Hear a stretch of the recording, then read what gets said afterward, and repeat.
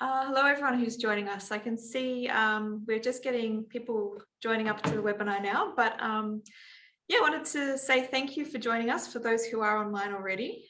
We're looking forward to spending a little bit of time with you tonight.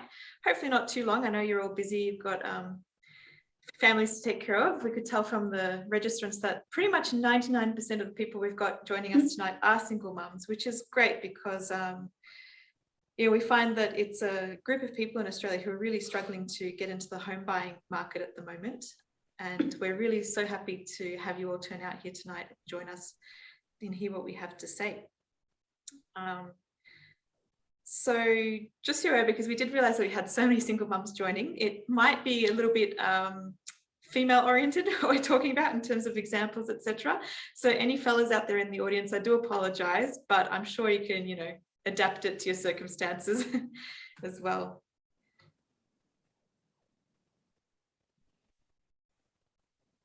So before we launch into the webinar, I just want to tell you a little bit about the Global 360 group, who's bringing this to you tonight as part of the 360 Talk series. We are a group of companies, and Global 360 is actually the parent company of Finance 360. And it's a group of companies that have basically been formed out of the idea of wanting to do something to positively impact the lives of others. Yes, we do have commercial operations and considerations behind what we do, but essentially we do it because we want to get things done for good and we want to help people out. And running through our operations is a very, very deep commitment to helping out women and children and empowering them. And that's another reason why we're so happy to bring this topic to you tonight. And it's actually the first one off the bat to kick off the series. Because it's just something we feel so passionate about, giving women and children and mothers more options in life and helping them financially empower themselves and their communities around them. And just so you get an idea of exactly how passionate we are about this, this is a picture of us earlier in the year. I'm in the corner there. I still had Bub inside. He was just about to pop out. But we went and helped out a women's and children's refuge run by Bernardo's, and we had a great time there. It's something that we've committed to doing going forward into a long-term partnership with Bernardo's. So yeah, that's a little bit about us. I won't bore you with any more detail.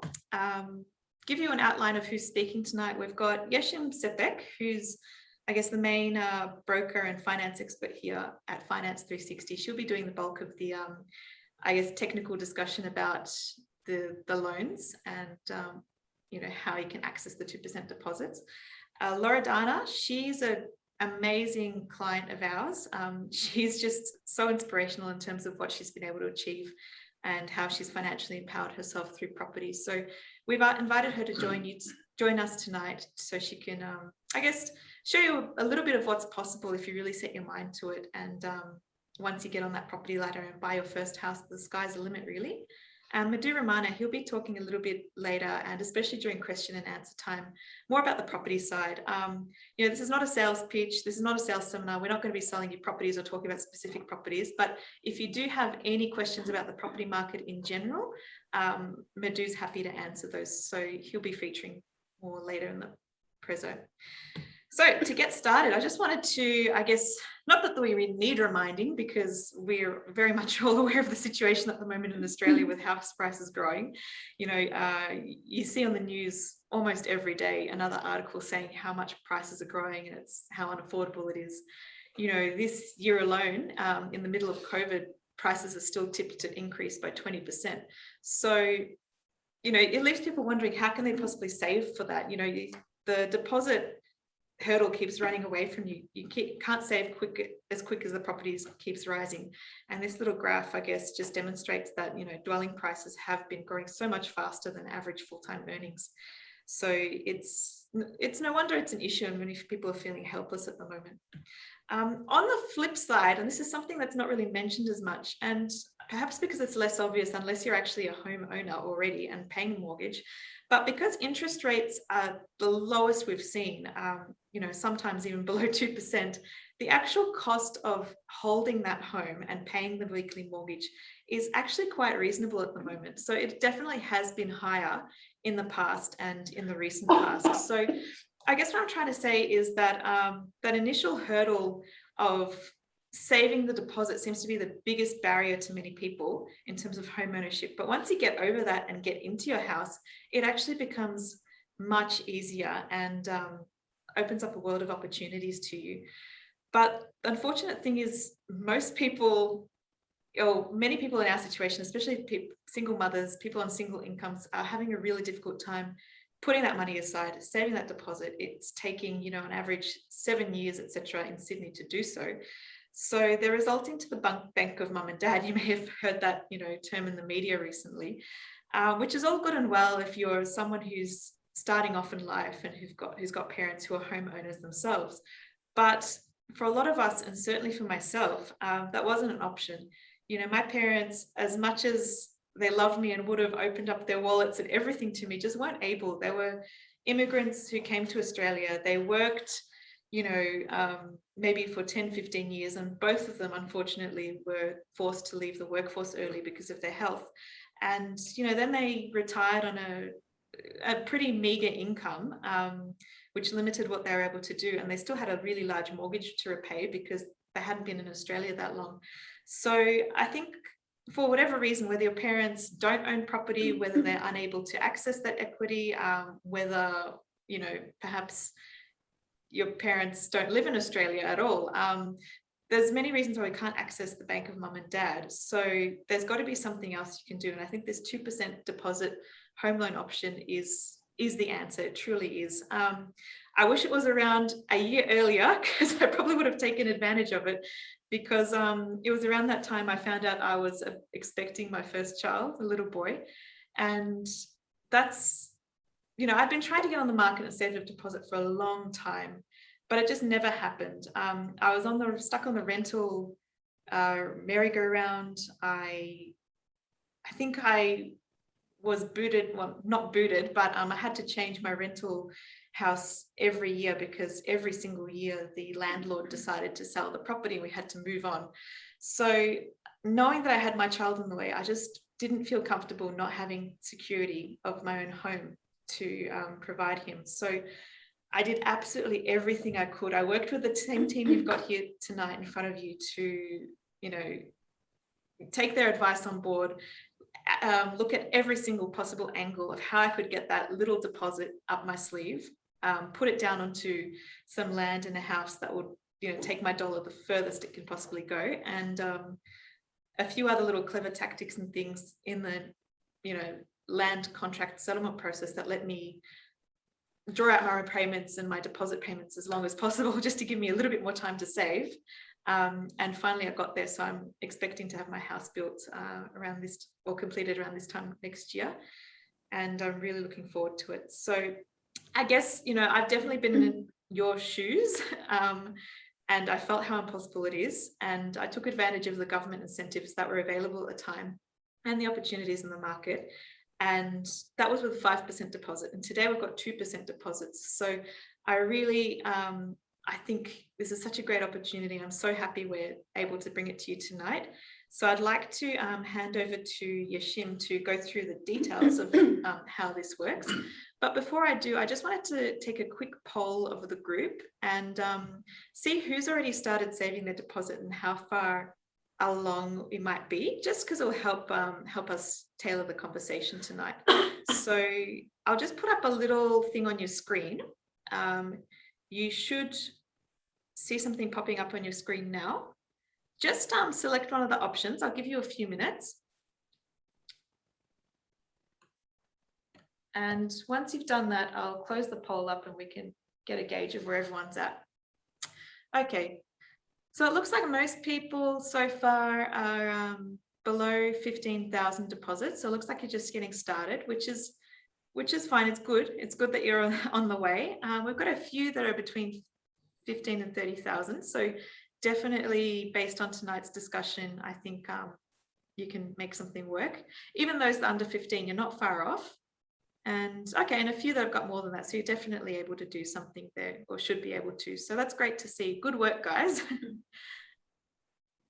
I'll close the poll off now and I'll just share the results with you all. All right, so I'll hand over to Yeshim, and she can talk you a little bit more through this opportunity we've got available, thanks to the government. Hi guys. Sorry, we're just trying to flip to the screen. I'm not too sure if you guys did any little bit of research about us.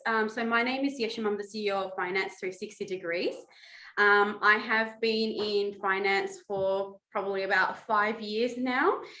We are currently based in the Hills Shire in Sydney, New South Wales. So some of the scenarios and numbers that we're going to talk about is probably a bit more specific to the Sydney market. But obviously we know that there is a huge range of people from across the country today. So I've just popped up another quick little poll just to get a understanding of where most of the participants are tonight.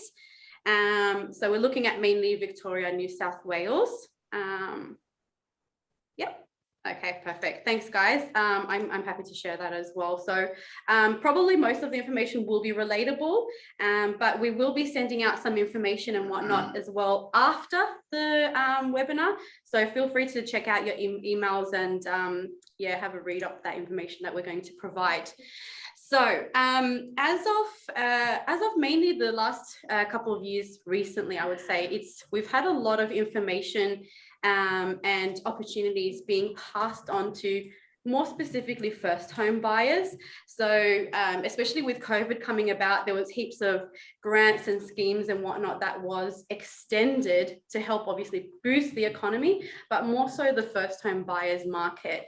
But I would say never in my lifetime have I ever seen something specifically tailored to parents specifically. So whether you guys are upsizing or it's your new home, it's definitely something one of a kind that not many people would have ever seen in their lifetime either. So it definitely is an amazing opportunity that has come up. And specifically the name of this scheme that's being offered is the Family Home Guarantee. So there's a limited amount of lenders which are offering to have your loans processed with this guarantee. So out of the majors, it's CBA and NAB. And in summary, what it is it's a scheme that lets you borrow up to 98% of a loan. And essentially, you don't have to pay mortgage insurance on those loans. In a traditional scenario, you usually have to save up a 20% deposit plus, your stamp duty and other closing costs. Any loan that you borrow above usually set 80%, there's LMI that would be added onto that loan. So just to give you guys an indication, there's a potential saving. So this scheme has a property price cap, and it goes up to about 800,000, and that's New South Wales metro areas. So there's a good healthy savings that you could make in mortgage insurance alone, and you're looking at probably 25 plus minus thousand worth of savings there just in mortgage insurance alone. Now, of course, there is an eligibility criteria. It is a government incentive that has been provided. So please do read up on the website that they have to give more details about this, and we will send information. But essentially, you have to be an Australian citizen over the age of 18. They do have an income cap as well. So your income has to be 125 per annum or less. You have to be the legal guardian of a dependent under the age of 18 years old. And then on the other side, so that's the individual criteria. And then there's going to be some criteria around the property as well. So the type of property you can purchase, there's not really any indication about that, but the value does get capped, which I'll give you a quick table just to show you per state what that cap is. So obviously the highest one is New South Wales, and then you've got Victoria, Queensland, etc. So capital region versus the rest of the state, it's got a slightly different price cap. So depending on which types of areas you're looking at, just be mindful that you can actually do a postcode search on the website, and they'll be able to give you what specific caps relates to where you're looking currently. Okay, so the good thing about this is, like I said, there has been a lot of incentive schemes and grants being offered to first home buyers. So specifically, if you're not an upsizer, let's assume most of the people here are first home buyers, you can actually club this with other grants and schemes that are available. So as of now, the current ones that we have, this is more so in New South Wales, and I do believe it's pretty similar in the other states. So the first one is the first home buyers grant. So you actually get a $10,000 grant for new dwellings. And that is based on, again, there's price caps there as well. And then there's currently a first home buyer assistance scheme. So you actually have your transfer duty, traditionally known as stamp duty, potentially waived off in full, or you get a concession applied as well. So that's where, again, another potential 20K, 26K plus minus worth of savings as well. So lots of opportunities. I know that there's not really a lot of information that gets thrown out there. I know as a first home buyer, yes, you do hear about a lot of these options which are available, but specifically myself personally, I haven't seen any of this material being provided on, television or radios or anything like that. So it is really useful to keep engaged with the industry and keep an eye out for what options you have or what opportunities that you can maximize on to get you into your own home, essentially. As I mentioned, I'm based in Sydney. I'm in the Hills Shire, and I've actually worked on a client recently under this scheme. So that was my first application I've put forward under this scheme. We've masked her name, just calling her Kylie for today's sake, just for privacy. So she's actually purchasing a house and land package in the Hills district as well. So her property value, she's currently purchasing a house and land. So both of those together was under the 700,000 mark. And then we're looking at borrowing a 98% loan for her. So she's got one bub, and then she's got a minimal credit card as well. No other liabilities that we had to declare for her. Keep in mind, she had a little bit more. She had, I believe, some savings that she was working on, but deposit wise, it was only a $13,000 deposit needed for her scenario.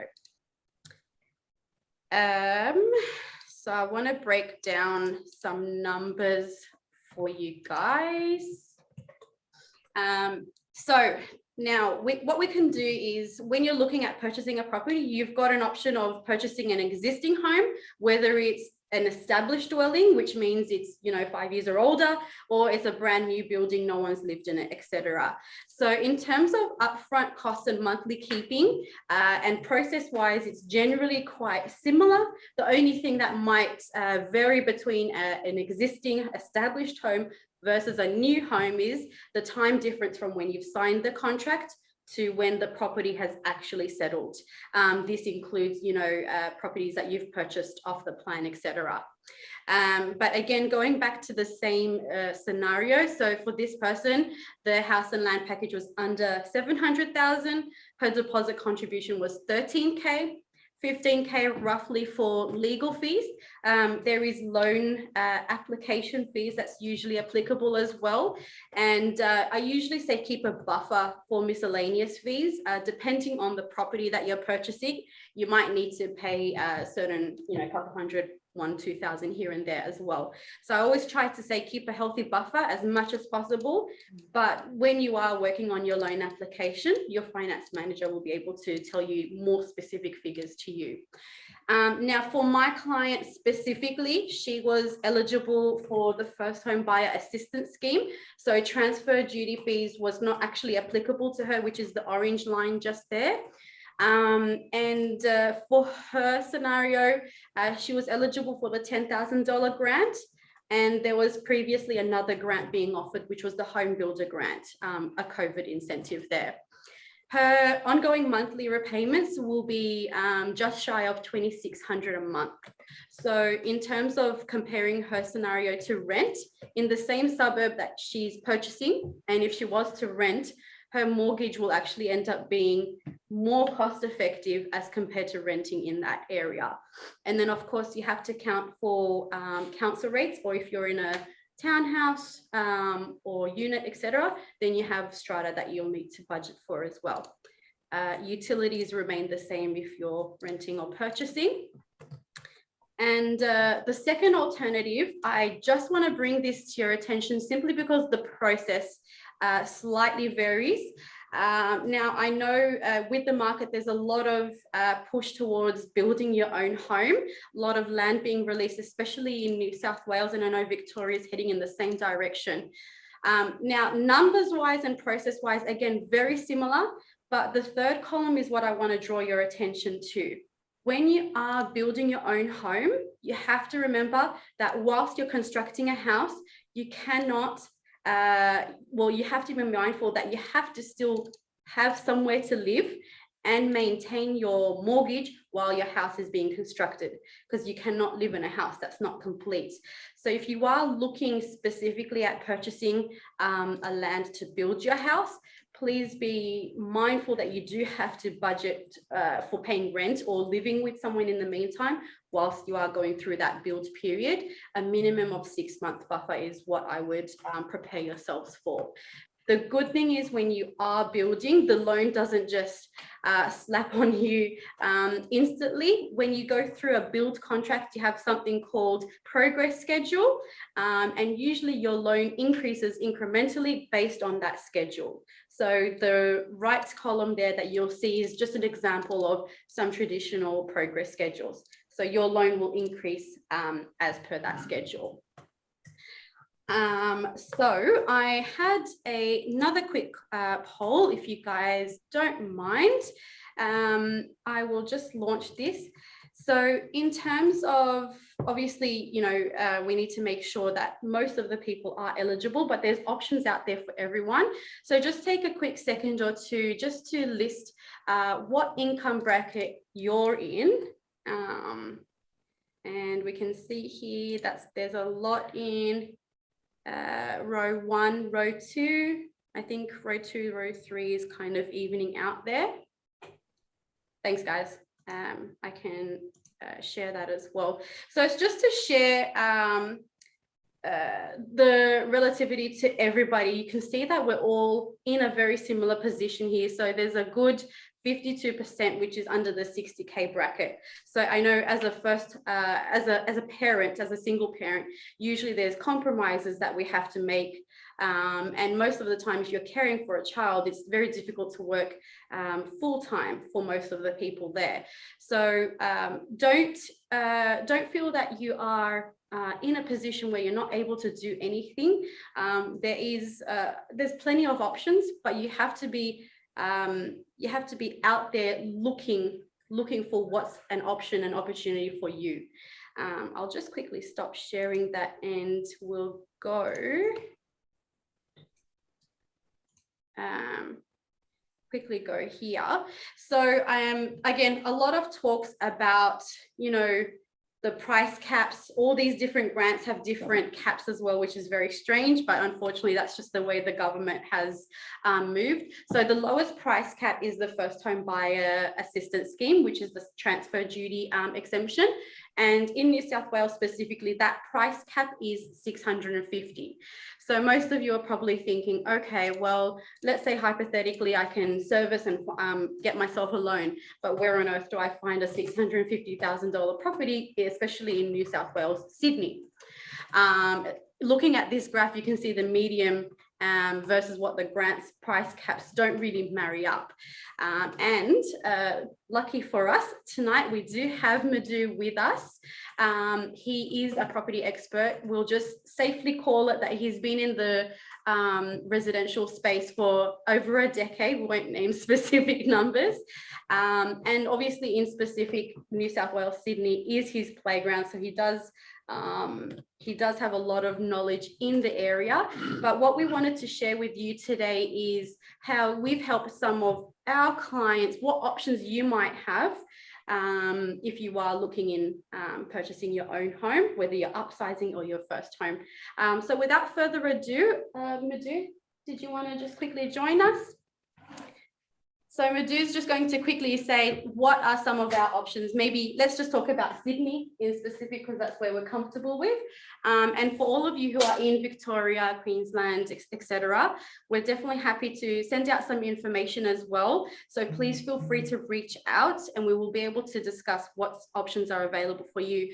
So Madhu, do you want to please share some information on how single parents can get into their first home and potentially find a home for under 650?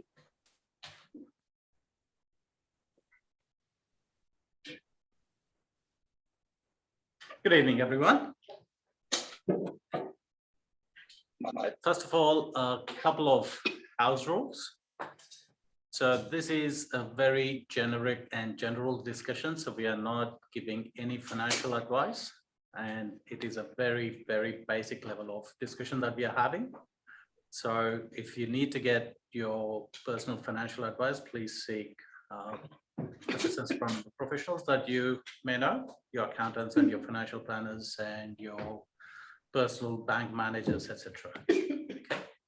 Now, the second thing is I'm not tech support, or I do not represent any form of Uber services. Yes, I'm an Indian, so that's the common thing that I get asked, right? So that aside, let's get into the conversation. Thanks, Yashin, for the introduction. You know, I love the word expert, though I'm not. And thanks, Joanna. That was a wonderful introduction. And by the way, your photograph looks wonderful. Thank you. The most important thing when we are looking at setting ourselves up is the mindset. It's not about the properties. It's not about anything else. A mindset has to be right. So I firmly believe the decisions we make on a day-to-day basis determines the destinations that we arrive at. So in majority of the instances, we get driven by other people's instructions, and which is where we start making mistakes and we compile those mistakes. Let's dig a bit deeper into that. So when you're looking at finding a property, what do? We go to the bank, we say, what's my serviceability? Then we jump on realestate.com or domain.com. We look at properties, we put in a filter based on the information given by our bank manager. So we are basically driven by that data that gets given. Then we socialize, right? Whether it's barbecue, family get together, friends coming together, so on and so forth. Say, hey, I'm trying to find a property, but you know, where can I buy a property? Property prices are skyrocketing, I can't afford it. This is the very basic steps that we take. My question to each one of you is, who's got the best interest of you? It has to be you. You have the best interest in yourself. So which means you are the CEO of your own life. You choose what you want to be doing. Then seek assistance from the experts in the relevant field. Not going around taking their advice on board and trying to lead your life. It's never going to work. The reason why I'm saying that is I'm a migrant. I don't have a storyline where I say, you know, I came here on a boat and I didn't have money and all that. So I come from not a wealthy family, but my parents supported my education. So I came here in 1997. I did double masters and so on and so forth. So I was fortunate enough where my parents funded it. But from that point onwards, once I finished my education, I was on my own. So it was my own responsibility to make certain decisions, choose the path, and then learn along the way. So cutting long story short, I ended up in a financial institution, started working as a portfolio specialist. So worked in one of the 4 majors for 10 years as a portfolio specialist. That 10-year tenure that I had with the bank I consider that as the most useful period of my professional journey.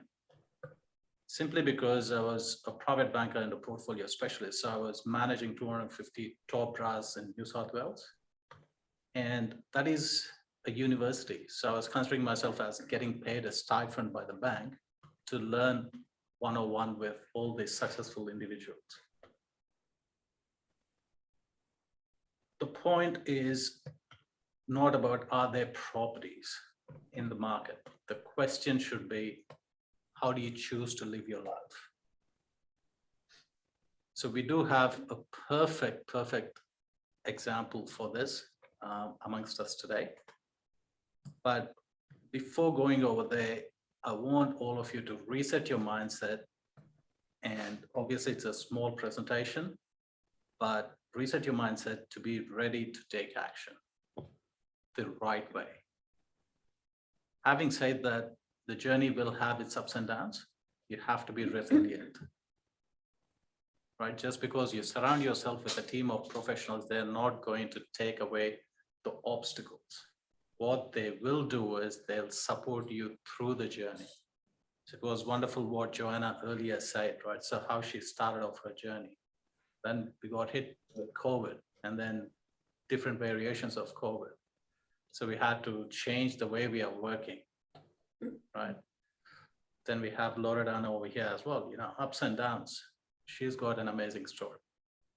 Now, I want to unwind this back to what Global 360 is. You know, the Global 360 is actually a humanitarian operation, which has got three fundamental pillars, which we are very passionate about. The first one is health. The second one is wealth. And the third one is humanity. And all the people that are associated to Global 360, including the clients, we are all passionate about the same vision. So anything that we do has to be ethical. If it's not ethical, we don't do it, full stop. So anyone that is sharing their experiences is coming from the bottom of their heart as well. So feel free to ask those questions which are relevant, which is going to, you might be inspired by one of the stories that's being told over here. Now, under humanitarian operation as well. So there are further layers that Global 360 supports, which is why I feel very humbled seeing so many of you participating this evening, spending an hour or so with us. Women empowerment. It gets thrown around every single day. We hear it from one channel or the other.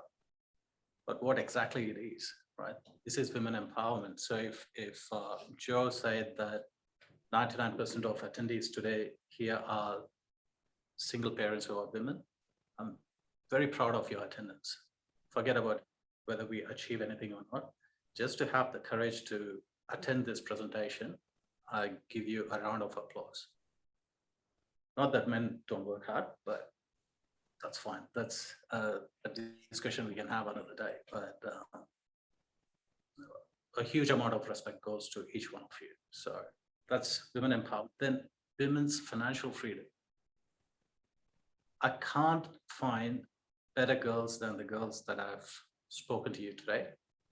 And one of the presenter today would be my personal favorite as well. Right? So she's no longer a client. She walks shoulder to shoulder with me. And I'm very, very humbled that she stuck by me and for almost 8 years. And you know, I get goosebumps whenever I talk to her. And I was like a couple of months ago, I spoke to her and I said, look, you need to drive this. Whatever your financial journey is, we will achieve it collectively. But what I want you to focus on is women empowerment and educating women on how to look at things, through which prism you need to look at things. So properties, all right, coming back to this, I think I'm drifting away from the subject, but yes, I'm emotionally attached to the subject, so I do apologize for drifting away.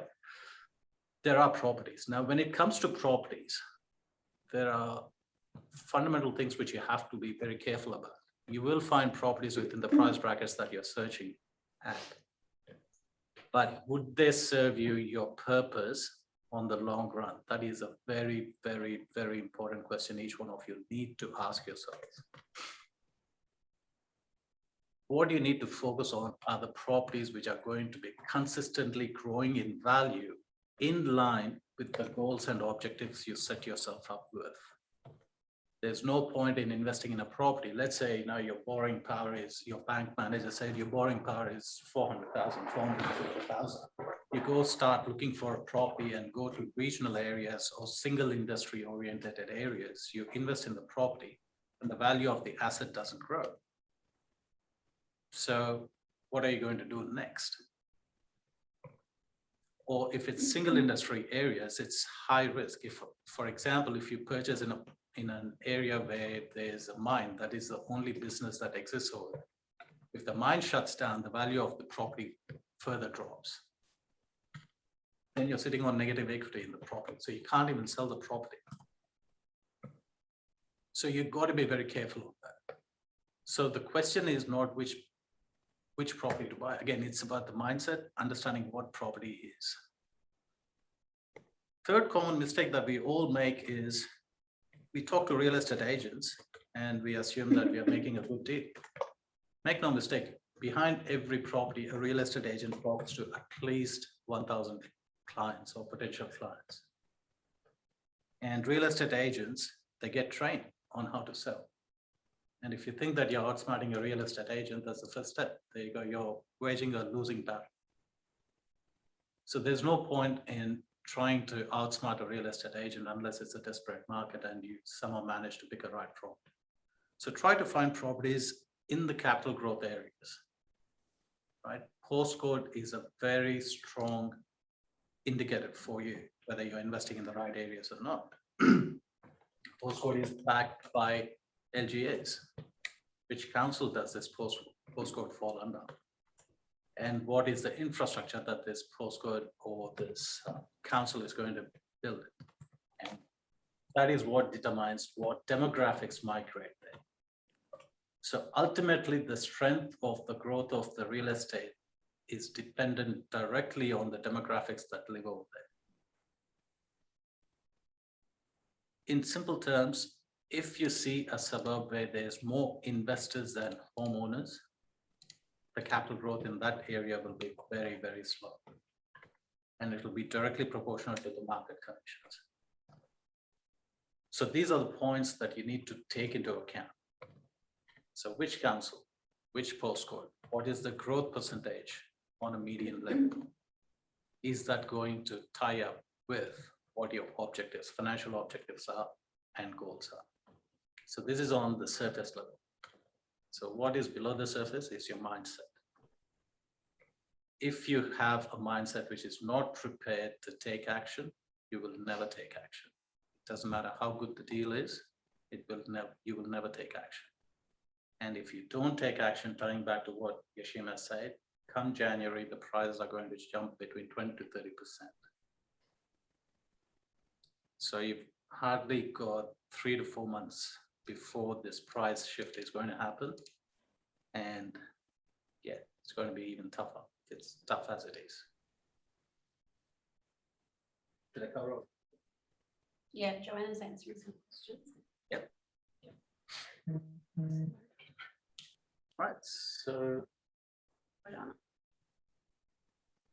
So we'll just hand over to Loredana now to tell us a little bit about her story and what's possible. I guess the thing we want you to take away from Loredana's story is not that you have to do this, not that everyone should be able to do this, because definitely everybody's in a different position, but just to, I guess, give you a little bit of a taste of what's possible once you get onto that first property. It really opens up a world of opportunity, and that first hurdle is the hardest.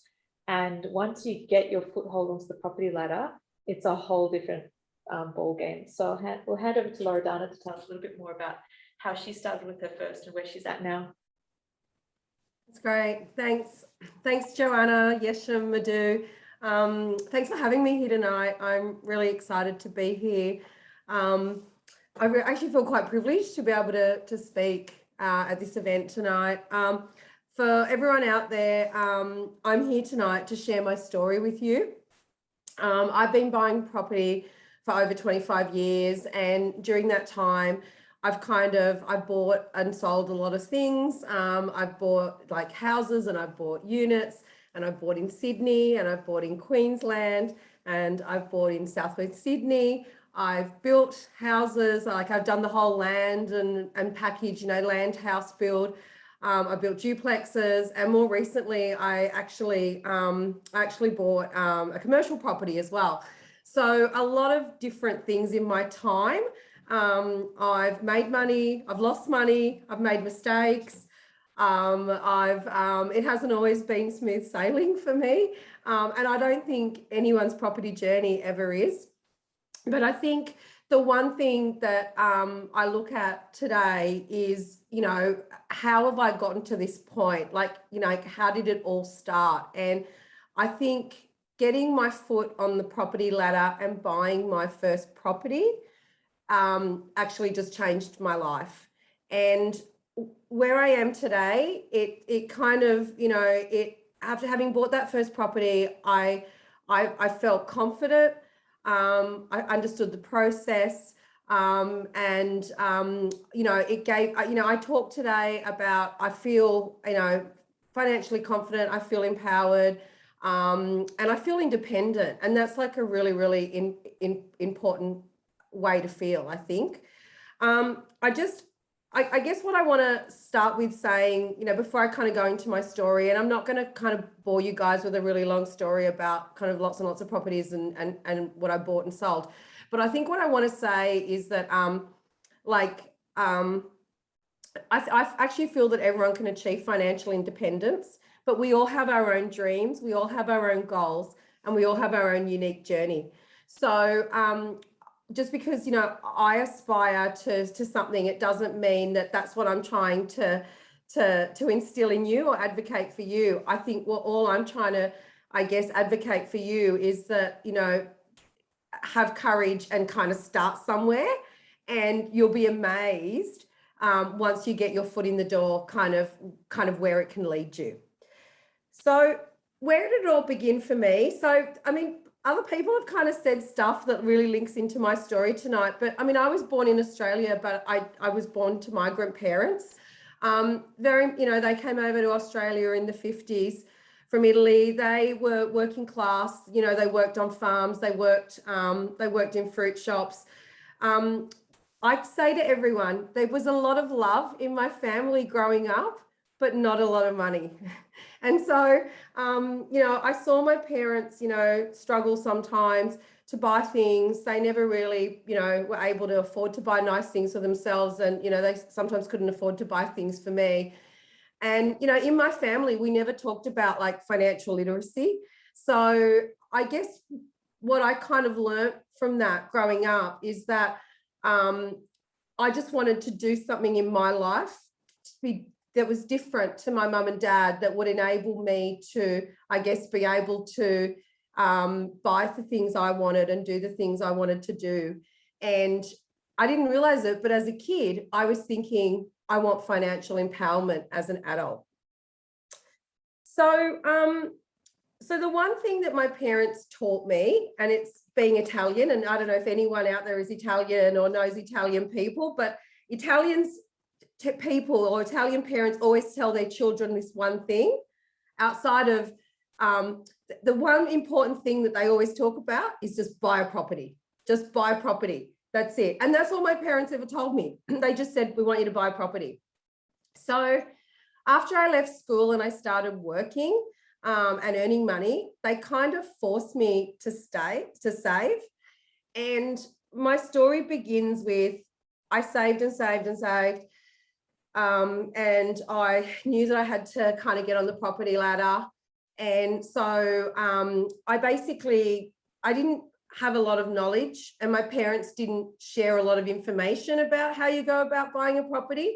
But I basically worked out kind of that there were like 4 key things that I needed to do or needed to have. So one was the deposit.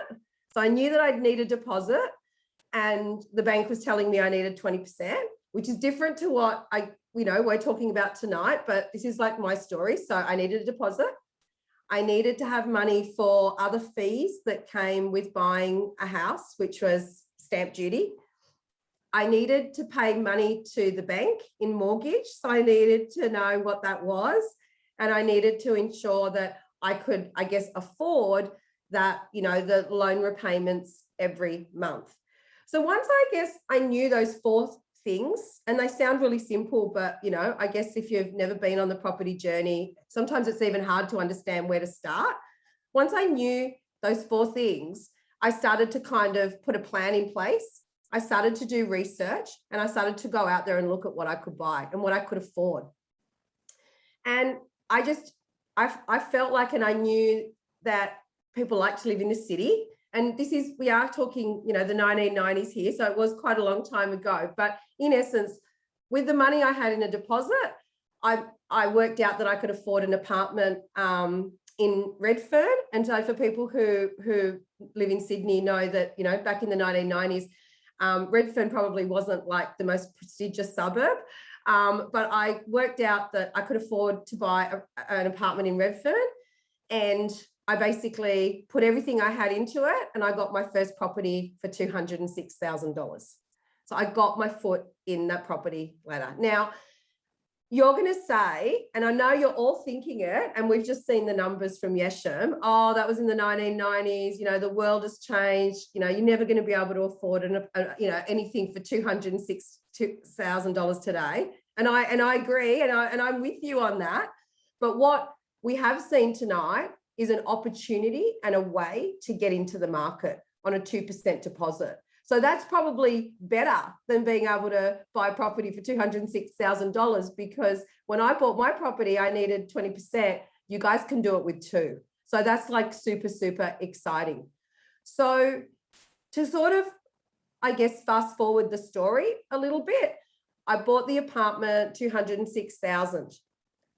The market moved, you know, it went up over time. My property went up in value. I had my foot in the property ladder, so the value of my property was moving with the market.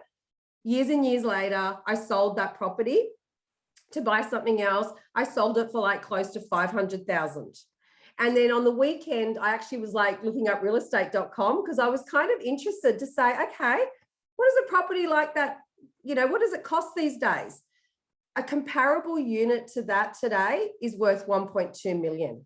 So you can see the story here. You can see how it evolves. If you can just find a way of getting your foot in the door and getting onto the property ladder, it actually, you know, it actually can have the power to kind of pretty much change your life. Just that first entry point. Now, if I, you know, when I look at, like, you know, my story, you know, and the first thing that I always call out to people is just find a way and have the courage to try, right? So, but if I look at my story and we like kind of go into, you know, kind of what happened next, well, you know, once I built a little bit of equity, you know, I was handling it. I felt confident, you know, this was all building up my confidence. I then kind of looked for ways to kind of, you know, maybe buy another property. And, you know, my second property, I became really creative, and I managed to find there was a complex that was being built. They were apartments, they were off the plan. I managed to buy that with a $5,000 deposit. It was going to take 6 to 8 months to complete. So I knew that I was going to be able to release some equity from the bank during that period, and also save for the transfer duty. And so I kind of like, you know, was slowly, you know, moving in this market, but, you know, keeping my confidence up as I went and sort of taking baby steps. And then once I kind of bought my second property and I felt kind of stronger about the process, I then started looking at ways that I could continue to expand. And, you know, I was looking at things like, you know, buying, you know, properties that may be a little bit run down or, you know, needed a little bit of work. And the third property I bought was an apartment, which was a deceased estate, which again, I only paid about, you know, $250,000 for, but, you know, I was getting out there on the weekend on my own with like tools that I bought from like the hardware store and fixing handles on doors, you know, to save money, to kind of, you know, tidy the place up and create some value. you know, so that I could, you know, later on I could either rent it out or I could live in there, or I could, you know, on sell it at a better cost. So anyway, I kind of like, I'm talking a lot about kind of process. And I sort of want to stop for a minute and sort of say, why did I do all of this? Do you know what I mean? Like, you know, why? And I think, you know, when I look at kind of, you know, my journey, it actually did start with, you know, growing up and wanting to make sure that I could feel financially empowered and independent and confident. And that's why I did it. But I also, the journey for me, you know, and most people who buy a property is never really easy. It's never really smooth sailing. So I think, you know, the most important thing is that, you know, you're clear around your goal, and you're also committed to doing something.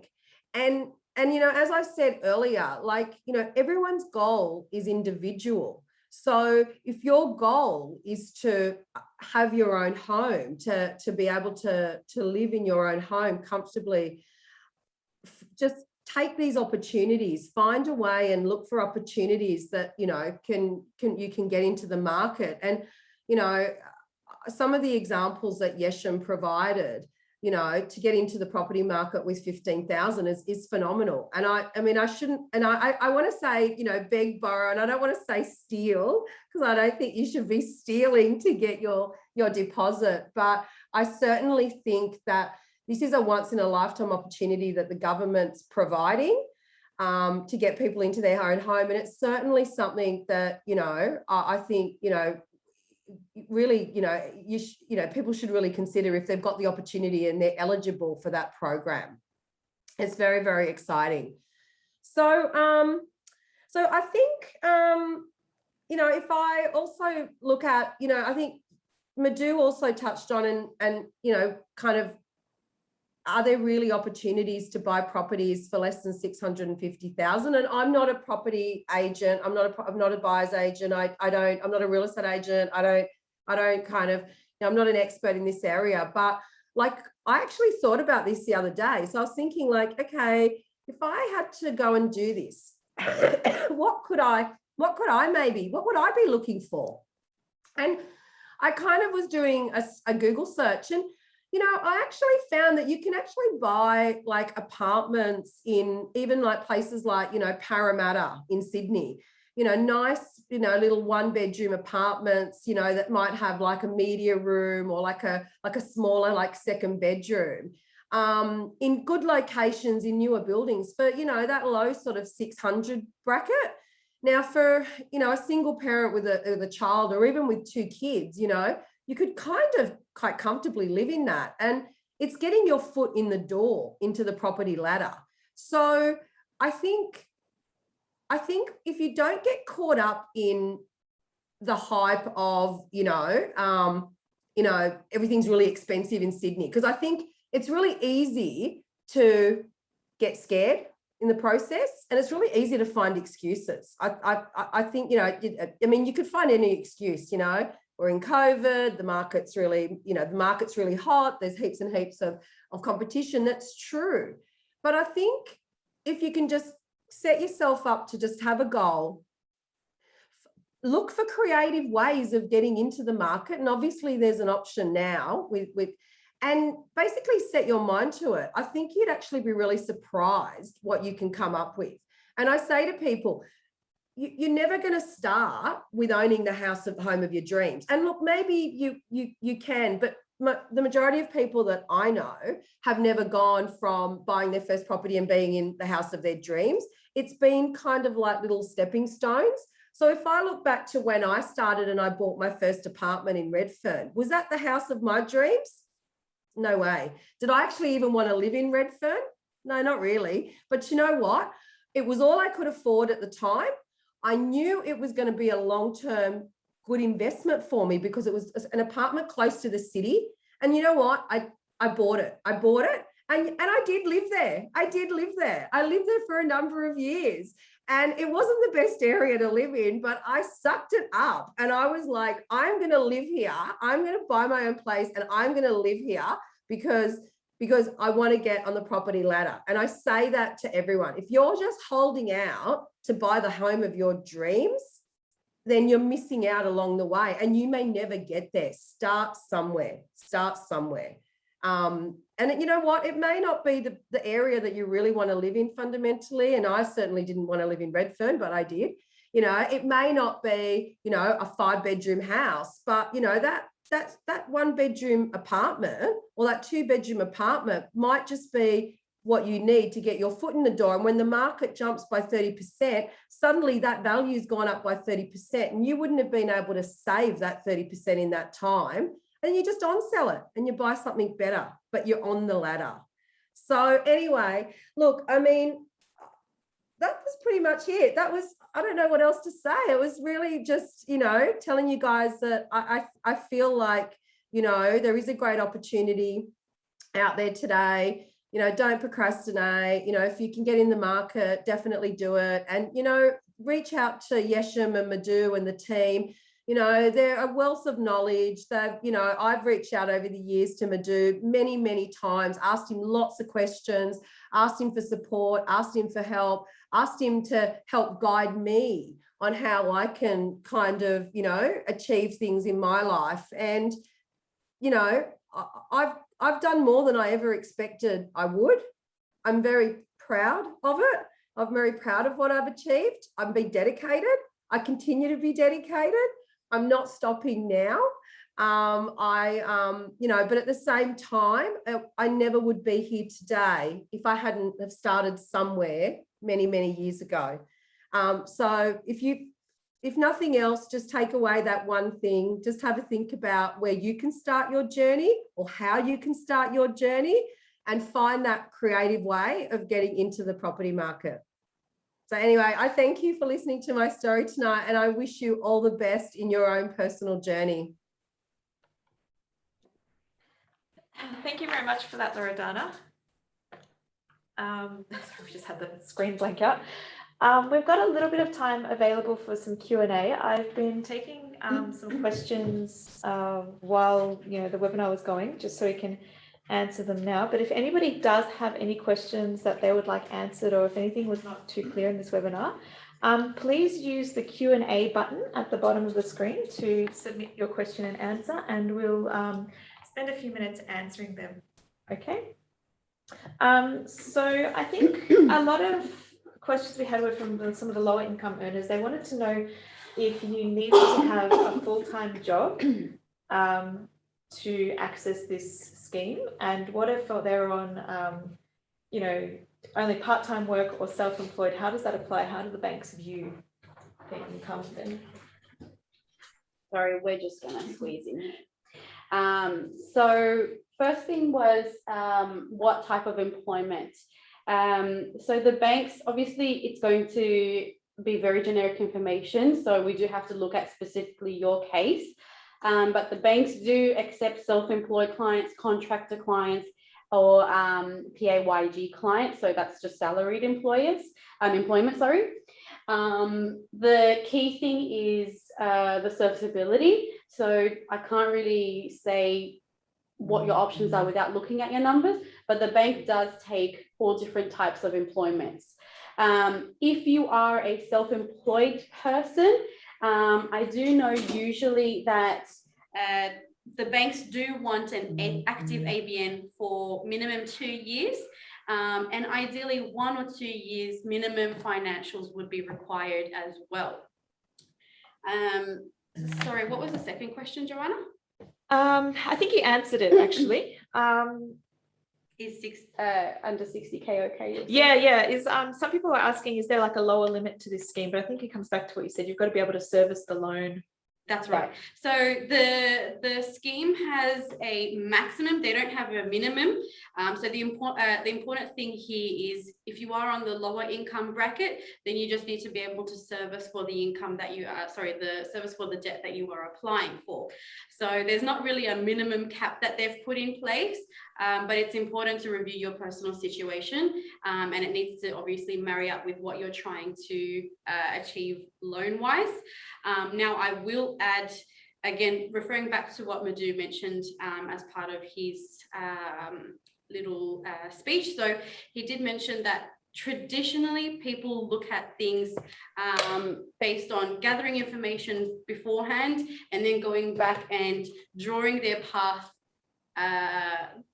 second. So the first and most important thing is to first understand what your path is, where are you heading, and then align a team of professionals and notify them of what you are trying to achieve. So if you were, for example, let's take a self-employed client. If you go to a tax agent and you say, look, I want to register my income and I need you to do my tax returns. What is an accountant going to do? They're going to try save you $1,000, $2,000, $5,000 worth of tax. And in order to do that, they're going to reduce your income significantly. And then you're going to go to your financial planner and he's going to say, hypothetically, you need to invest in these shares, you need to invest in these types of properties. Then you're going to come back with all this information. You're going to speak to your real estate agents, etc. You're going to come back to your finance manager and you're going to say, oh, okay, here it is. My tax accountant did this. My financial planner did this. Everyone's going to have their own different strategies on trying to get you the best outcome, but they're only giving you the best outcome based on their specific area of expertise. They don't know what you're trying to achieve, so they can't give you the best way forward. So the most important thing is first, understand what are you trying to achieve. So if you're trying to buy one family home and you're happy to live in that for the rest of your life, there's no problem. We don't all need to have an amazing Loredana story. Some of us are just happy to have our own home and leave something behind for our children. So that's, by all means, that's fine. So understand, okay, what does that house look like for you, for your family? Where do I want to be ideally? What's the stepping stones I need to take to get there? And then you need to notify your own team. So you need to go to your real estate agent. You need to go to your finance manager. And you need to tell them, this is what I'm trying to achieve. How do I do that? So that way they are walking towards a tangible goal with you, and they are all going to be aligned. So I think going back to that, mindset is the most important thing. So I know a lot of people get turned off or get turned away because they say, oh, my income's not enough. My bank manager told me, don't bother. If it was something simple to do, we would all be there, we'd all be millionaires. And the thing that makes the 1% different is that they look for these opportunities. And one of the opportunities that we can take advantage of is this scheme. There are plenty of other opportunities, so don't feel that you are being restricted if this is not applicable to you. So just make sure you understand what are you trying to achieve and align your team accordingly. Any other questions, Joanna? Yeah, a few people obviously are concerned with that saving their deposit. So any advice for somebody who might have one or two children to help them save for a deposit, bearing in mind that this scheme is open for the next 4 years, so that gives them a little while to save still? Yes, so the first thing is, yes, this scheme is available for the next 4 financial years. But in saying that, even if we miss that boat, like I said, there is always different options available to us if we want it bad enough. I guess, you know, we've all had a situation where we come and say, how do I save up for this deposit? It's impossible. By the time I save up my deposit, the property markets have shot up again. I know that's definitely what we're seeing in Sydney. And I'm sure the other states are slowly following through as well. So the key thing is have the right team around you, understand what you're trying to achieve and stay dedicated. When you understand what you're after, then you will seek out relevant information and support. There is always opportunities available and there's always creative ways of getting you there. So the first thing is identify and then speak to the professionals. Hypothetically, if you guys are interested in purchasing a property in Sydney and you know exactly what you're looking for, then you know that you're going to find a team that's that's got the experience and has helped other people in getting that for you. So you're going to align up with those types of people as well. Other things, obviously there's heaps of budgeting tools. Some of the, most of the major 4 banks have all of these available for free.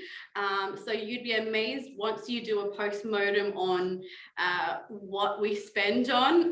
I know there's been a lot of savings happening for most of the people out there during COVID, not eating out as much, etc. So have a look at some online budgeting tools available. They're all free. Most of them are free, I should say.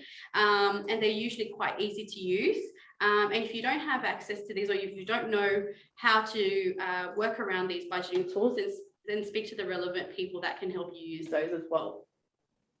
What about family help? Some people have commented that they might be able to tap into their parents' equity in their parents' That's home. right. How would that work if you are fortunate enough to have parents or relatives who do own a home? Mm-hmm. How could you tap into that equity? Yep. So there's a few ways of going about it. Just as an example, with this specific scheme, so the government essentially is guaranteeing the up to 18% of your mortgage, and hence you don't have to come up with that full deposit, or you don't have to demonstrate the full 20% deposit, and you don't need to pay the mortgage insurance. So on paper, it's being processed as if there's no mortgage insurance applicable, but you're borrowing the full amount. If we were to replace the government with your parents, so if they have a property, they could essentially guarantor on your loan as well. I would say, always proceed with caution. You don't want to end up in a situation where you tie your family and your parents into a sticky situation. Most of the time, the cleanest way forward would be get your parents to release some equity from their property. This is assuming that they can service for the additional debt as well. So let's say hypothetically their property has grown in value and they have $50,000 that they can tap out as equity. Then essentially what they do is they just provide that to you, whether it's as a loan or a gift or whatever it is. You can even do a nice thing and say, look, mum and dad, whatever that 50K is, whatever your loan is, I'll pay your mortgage for that portion. Everyone has their own relationship, but that's usually the cleanest way. But yeah, you have the option of either getting them to release equity, giving you the funds, and you physically put a deposit, or you can also have them as guarantor your loan as well. Okay. A few people are wondering if this can be used to fund an investment property. And a few are also thinking different combinations of buying it as a home, maybe renting out some rooms, or buying it and renting out at first, then moving into it later. How does this scheme work with sort of creative thinking around that way? This scheme is specifically for your family home, so you do have to live in there. Do a bit of reading. I believe you have to live in there with most of the grants. It's a minimum 6 months of the 12 months post settlement of that property. So let's say we settle on a property today. From within the first 12 months, you need to live in there minimum 6 months consecutively. Now, if you are living in there, of course, can you sublease and all of these things? Probably best to get specific advice from a legal representative. But you do have to live in there. It's not for investment. This option is not here for investment. There are some options that might be suitable for more investor style, but that's again probably best to have a one-on-one chat with a finance representative. Okay. Just to confirm, a few people are still confused about the 2% deposit and the transfer/stamp duty. Yep. Can you reconfirm and restate exactly what's required so you don't have to pay stamp duty? Okay, so the stamp duty or transfer duty, we should say, it's a different scheme. So that's called the first home buyer assistance scheme. So if you jump on quickly Google that, it'll give you the requirements per state. As of New South Wales, to be eligible to have your stamp duty completely waived off, assuming you meet the eligibility, of course, the property price cap is $650,000. So that means you have to purchase a property for $650,000 or less, and you have your stamp duty fully waived off. They are also extending the concession. So that means from 650 up to 800,000, you get a discounted concession rate, sorry. So you still have to make a payment, but it's fairly discounted.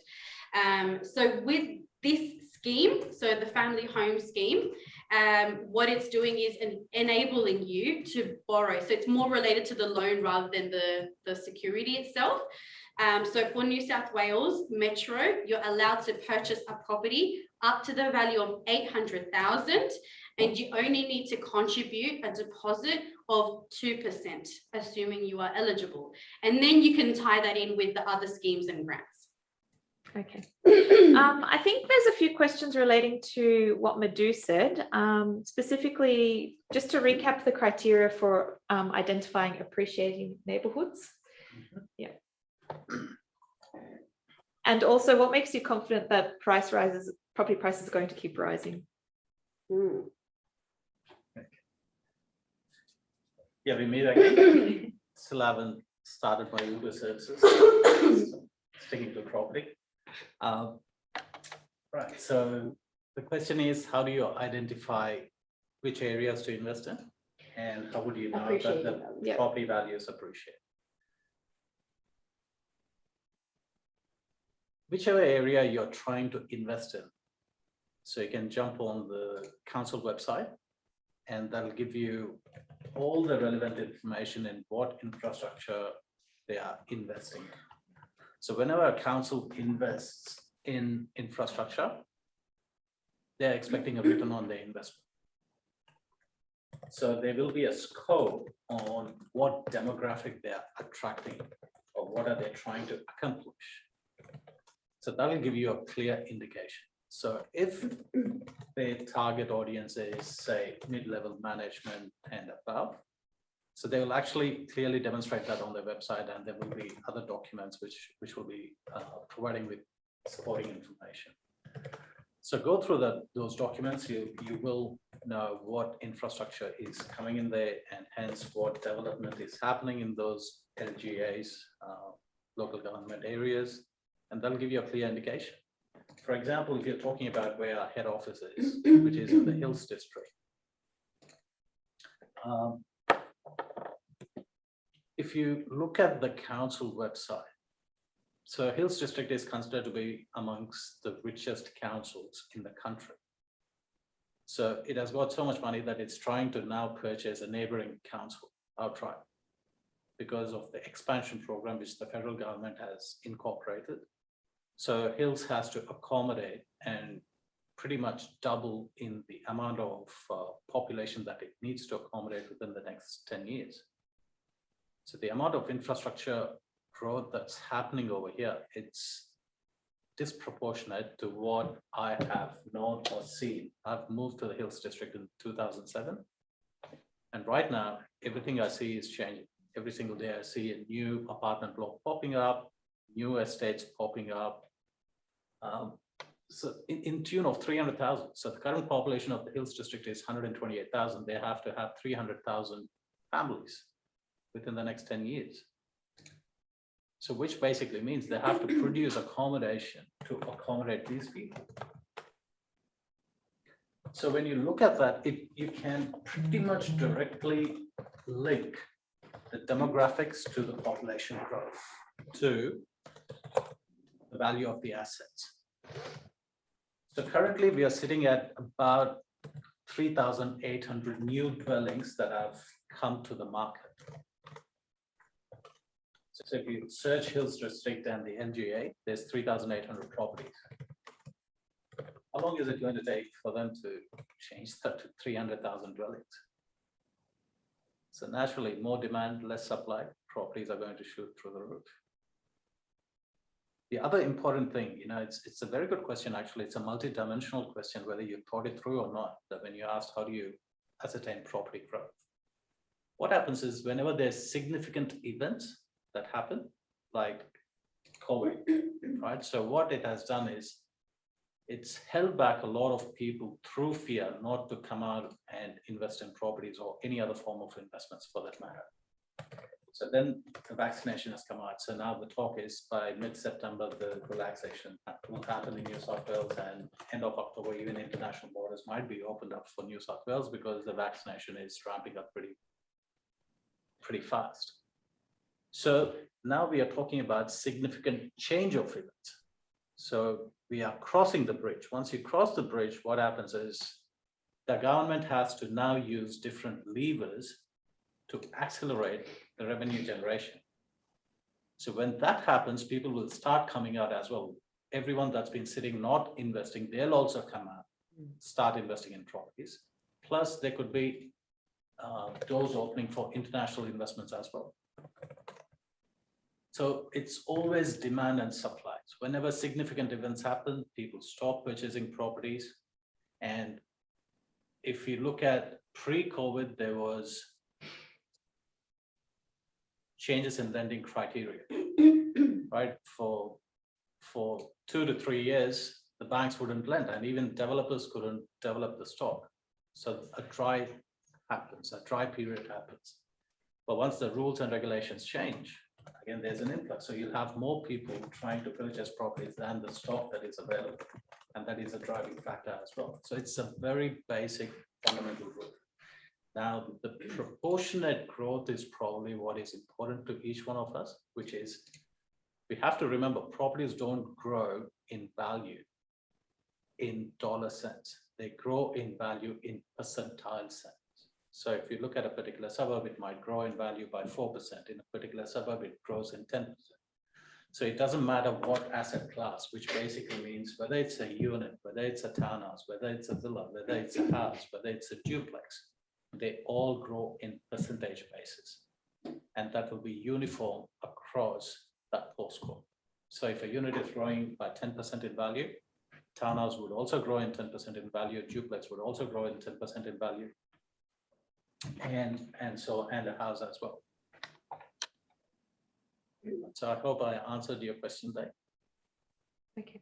All right. I think I've got to go. I'm sorry, guys. I just saw someone say they had to put a baby to bed, and I actually have to put a small child to bed as well.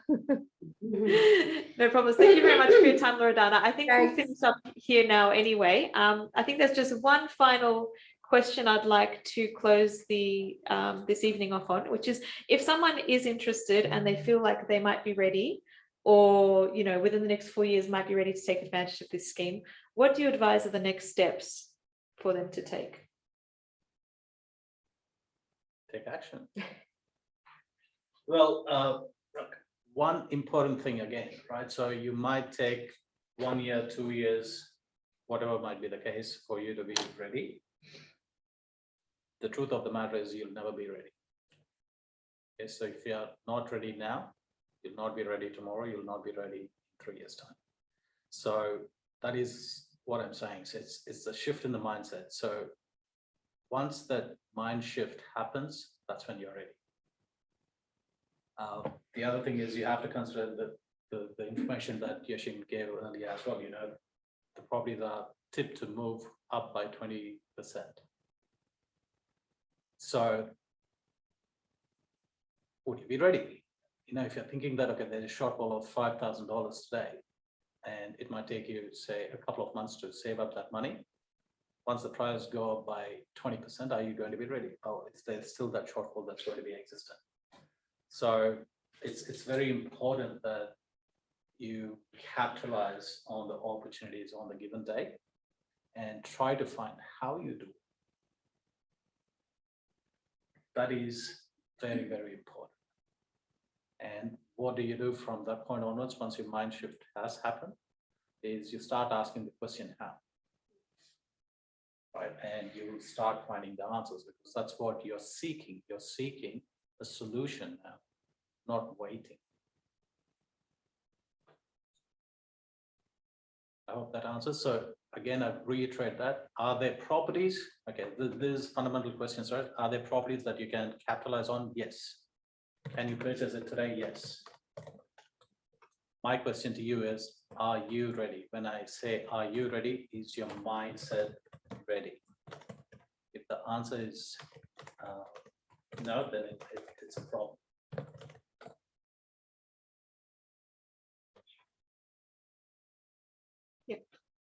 All right, we'll just finish off with one little final poll just to see how you found tonight. Thank you very much for joining us on our first the 360 Talk series. If you do still have any outstanding questions, feel free to jump on our website. It's Finance 360 Degrees, spelt out with degrees, and we're happy to answer them for you. We do have qualified brokers such as Yashim who know more about the bank's lending criteria, etc. But yeah, I hope you all had a good night, and thanks so much for joining us. And we really do hope this has given you food for thought, and might help you take action sometime in the next 4 years while this scheme is open. Thanks, guys. Sorry, we just had a few issues with the poll, but that is available there now. So please feel free to take the next 10 seconds or so to complete that. Yeah, like Joanna said, we'll be sending out some information. You'll have access to all the team members from this evening. So if you feel like asking relevant questions, we'll be able to gather some information for you. And for those of you that do want to have one-on-one meetings, we can also start organizing that. I'm happy to also share some of the poll results. But for now, thank you for tonight, guys. Have a good one. All right, have a good night. And one last thing, before you sign off, as a little thank you for joining us tonight.